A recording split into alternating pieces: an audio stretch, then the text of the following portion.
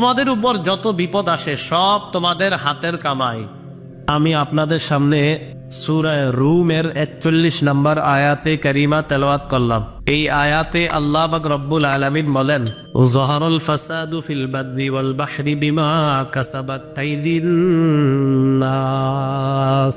জলে স্থলে যত বিপর্যয় সৃষ্টি হয় সব মানুষের হাতের কামাই। মানুষের হাতের কামাইয়ের কারণে জলে স্থলে বিপর্যয় সৃষ্টি হয়। এই আয়াতের দ্বারা বোঝা যায় আমাদের গুনাহের কারণে দুনিয়াতে বিপর্যয় নেমে আসে। সূরা আনআমের ৬ নম্বর আয়াতে আল্লাহ বলেন, আলাম ইয়ারাউ কাম আখলাকনা মিন ক্বাবলিহিম মিন কারনিন মাক্কান্নাহুম ফিল আরদি মা লাম নুমাক্কিন লাকুম। তারা কি দেখেনি তাদের পূর্বে বহু জাতি আমি আল্লাহ ধ্বংস করেছি। মাক্কান্নাহুম ফিল আরদি মা লাম নুমাক্কিন লাকুম, আমি তাদেরকে এমন ভাবে দুনিয়াতে প্রতিষ্ঠিত করেছি যেমন ভাবে তোমাদেরকেও প্রতিষ্ঠিত করিনি। ওয়া আরসালনাস সামাআ আলাইহিম মিদরারা, আমি আল্লাহ তাদের উপর মুষলধারে বৃষ্টি নাজিল করেছি। ওয়া জাআলনাল আনহারা তাজরি মিন তাহতিহিম, এই বৃষ্টি দিয়ে আমি আল্লাহ নদী নালা খাল বিল বানিয়েছি যা তাদের নিচ দিয়ে প্রবাহিত হতো। আল্লাহ পাক রব্বুল আলামিন আয়াতের মাধ্যমে বলেন, পূর্বের জাতি যাদেরকে আমি ধ্বংস করেছি তাদেরকে আমি বহু নেয়ামত দান করেছি। এই নেয়ামত দেওয়ার পরেও ফাআহলাকনাহুম বিযুনুবিহিম, আমি আল্লাহ তাদের গুনাহের কারণে তাদেরকে ধ্বংস করে দিয়েছি। এই আয়াতের মাধ্যমে বোঝা যায় অপরাধের কারণে আল্লাহ জাতিকে নেয়ামত দেওয়ার পরেও তাদেরকে আল্লাহ ধ্বংস করে দেন অপরাধের কারণে। সুম্মা আনশা'না মিন বা'দিহিম করনান আখারিন, ওই জাতিকে ধ্বংস করার পর আমি আল্লাহ আবার নতুন জাতি সৃষ্টি করেছি।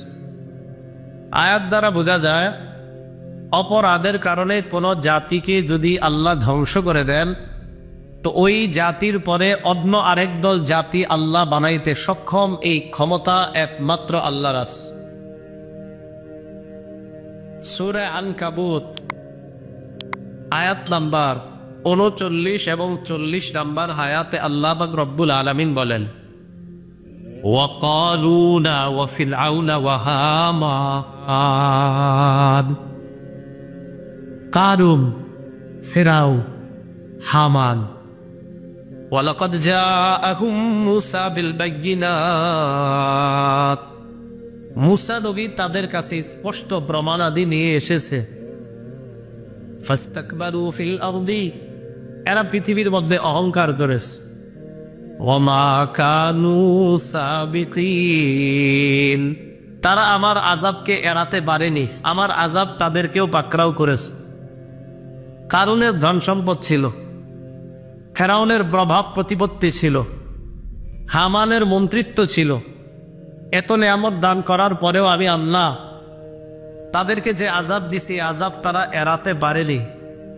সূরা আনকাবুতের ৪০ নম্বর আয়াতে আল্লাহ বলেন, ফাকুল্লান আফাজনা বিযামবি, প্রত্যেকের অপরাধের কারণে আমি আল্লাহ প্রত্যেককে পাকড়াও করেছি।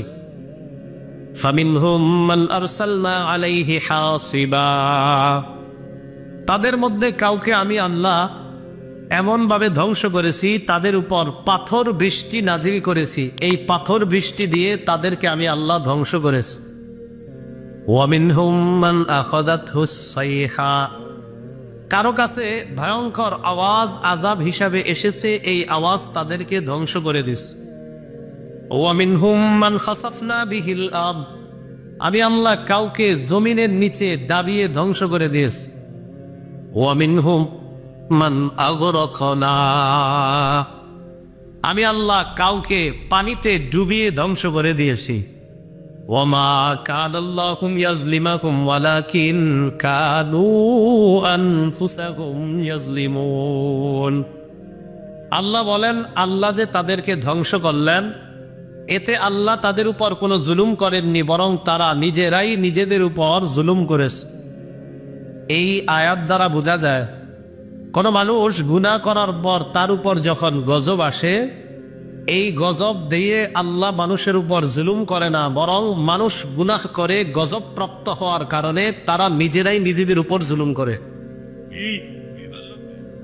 এই জন্য আল্লাহ পাক রব্বুল আলামিন হাদিসে কুদসির মধ্যে বলেন, মুসলিম শরীফের 2577 নম্বর হাদিস, আল্লাহ বলেন, ইন্নী হাররামতু যুলমা আলা নাফসি ওয়া জাআলতুহু বাইনাকুম মুহাররামা। আমি আল্লাহ নিজের উপর হারাম করে নিয়েছি, আমি কারো উপরে জুলুম করি না। আওয়াজ কমাও। আমি নিজের উপর হারাম করে নিয়েছি, আমি আল্লাহ কারো উপরে জুলুম করি না। ওয়া জাআলতুহু বাইনাকুম মুহাররামা, আমি তোমাদের উপর হারাম করলাম, তোমরা মানুষ আপোষে একে অপরের উপর জুলুম করবা না।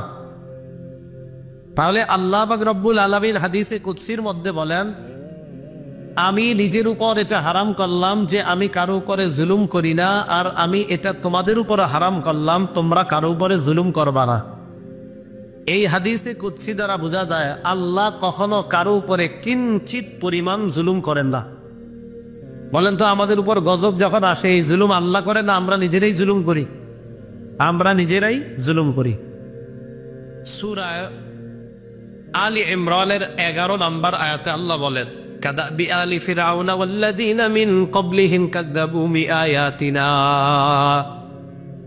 যেমন ছিল ফেরাউন সম্প্রদায়ের আচরণ এবং তাদের পূর্ববর্তী যারা ছিল তাদের আচরণ, কাযযাবু বিআয়াতিনা, তারা আমার আয়াত সমূহকে অস্বীকার করেছে।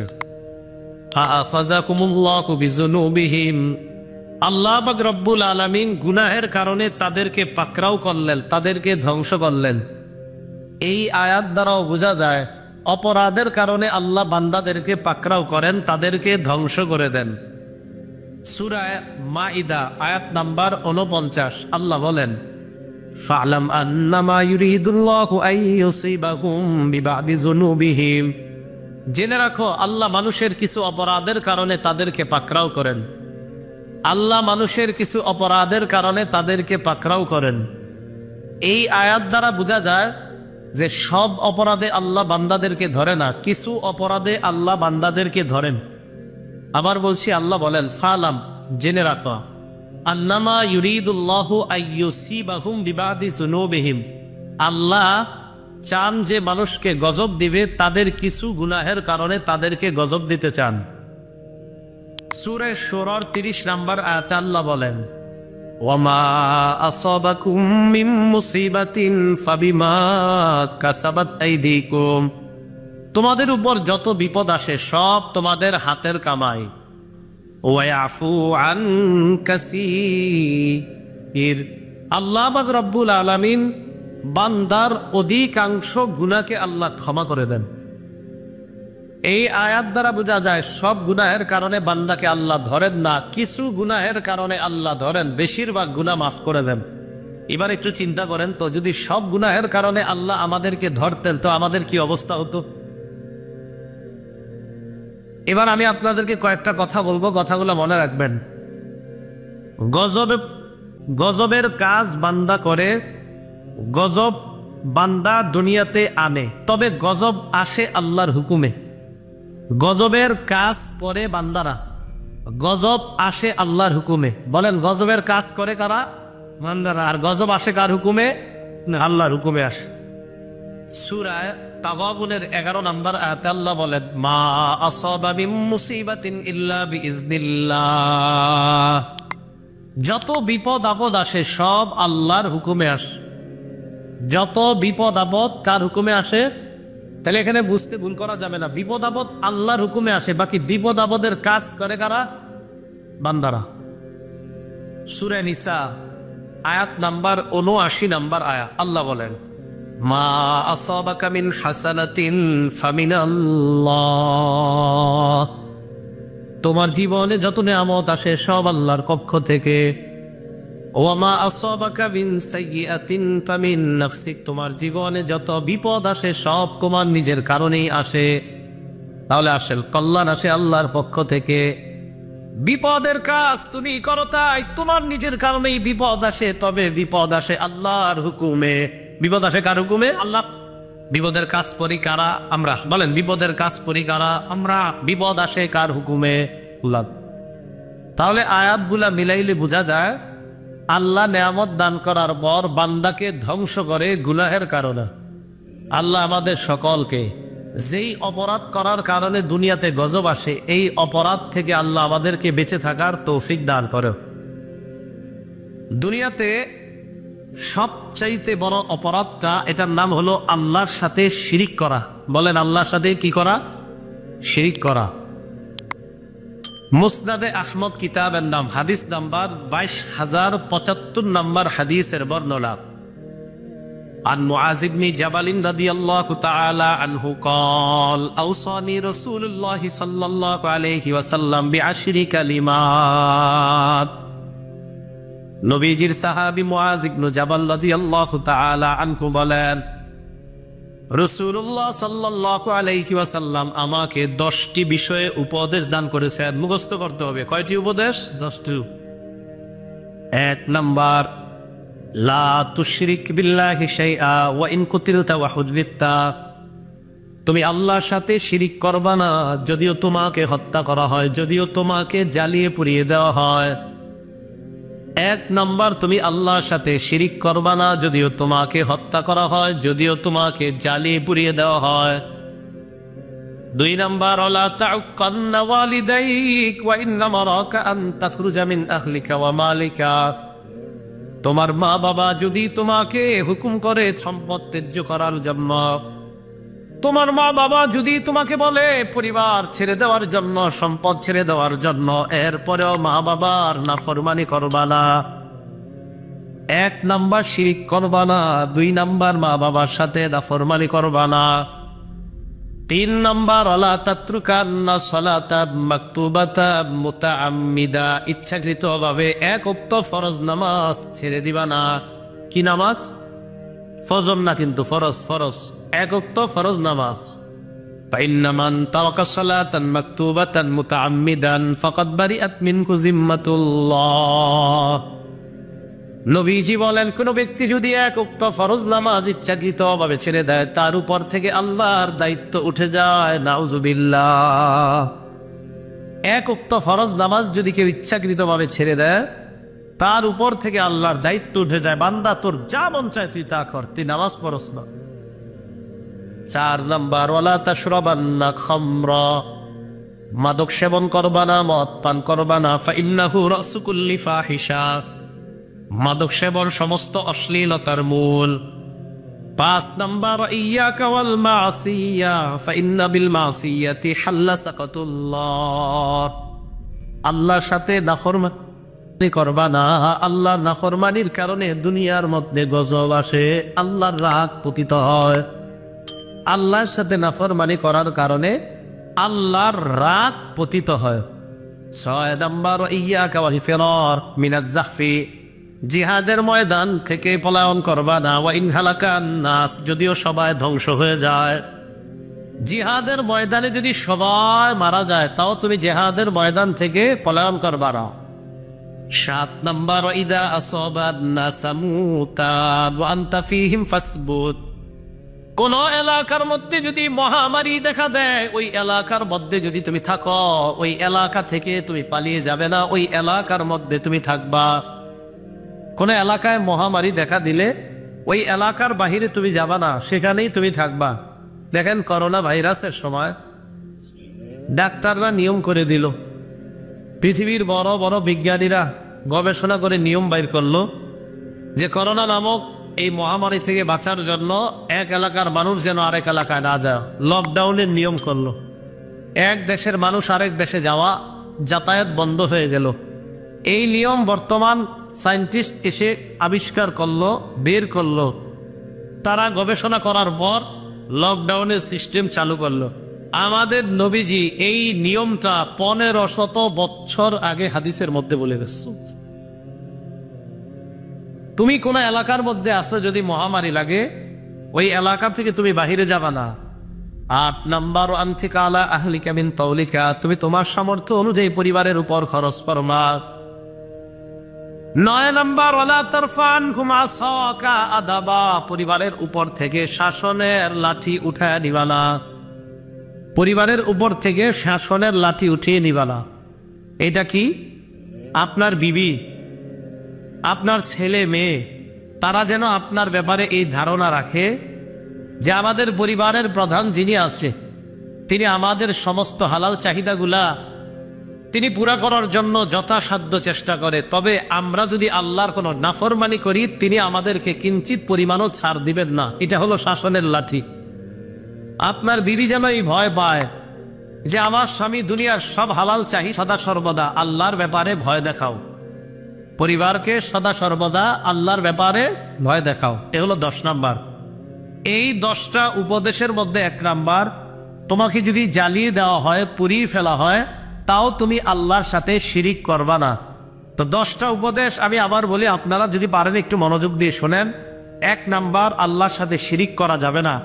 2 নাম্বার, পিতা মাতার নাফরমানি করা যাবে না। 3 নাম্বার, 1 ওয়াক্ত ফরজ নামাজ ইচ্ছাকৃতভাবে ছেড়ে দিবেন না। 4 নাম্বার, মাদক সেবন করা যাবে না। 5 নাম্বার, আল্লাহর নাফরমানি করা যাবে না। 6 নাম্বার, জিহাদের ময়দান থেকে পলায়ন করা যাবে না। 7 নাম্বার, মহামারী কবলিত এলাকায় থাকলে ভয়ে এই এলাকা ছাড়া যাবে না। 8 নাম্বার, তুমি তোমার পরিবারের উপর তোমার সাধ্য অনুযায়ী খরচ করো। 9 নাম্বার, তোমার পরিবারের উপর থেকে শাসনের লাঠি উঠিয়ে নিও না। 10 নাম্বার, তোমার পরিবারকে সদা সর্বদা আল্লাহর ভয় দেখাও। এই 10টা উপদেশ রাসূল সাল্লাল্লাহু আলাইহি সাল্লাম তার সাহাবী মুআয ইবনে জাবালকে দিয়েছেন। তো 1 নাম্বার উপদেশটাই ছিল বড় ধরনের ভয়ঙ্কর একটা অপরাধ, যেটা আল্লাহর সাথে শিরিক করা। এই অপরাধটা করা যাবে না। বলেন, আমাদের সমাজের মধ্যে আমাদের নাম মুসলমান, আমার নাম আরিফ, আপনাদের কারো নাম আব্দুর রহমান, কারো নাম আব্দুর রহিম। আমি জানি যে আমার নামের পরিচয় আমি মুসলমান, কিন্তু এই মুসলমান হওয়ার পরেও মাজারে সিজদা দেয় এমন মানুষ আসেনি। তো এটা আর কিভাবে মুসলমান রইল? তিনি তো আল্লাহর সাথে শিরিক করতেছেন। তা আল্লাহর সাথে শিরিক করলে তো আর মুসলমান থাকলো না। আল্লাহর সাথে শিরিক করলে তার নাম হয়ে যায় মুশরিক। কি হয়ে যায়? মুশরিক হয়ে যায়। তাহলে আল্লাহর সাথে শিরিক করা যাবে না। অনেকে ভাবে আমি তো, আমার নাম আব্দুর রহমান, আমি তো মুসলমান, আবার মাজারে গিয়ে সিজদা দেয়। তো আপনি মাজারে গিয়ে সিজদা দেওয়ার পর আপনার নাম আব্দুর রহমান হলেও আপনি তো মুসলমান থাকেন না। আল্লাহ আমাদেরকে বুঝার তৌফিক দান করেন।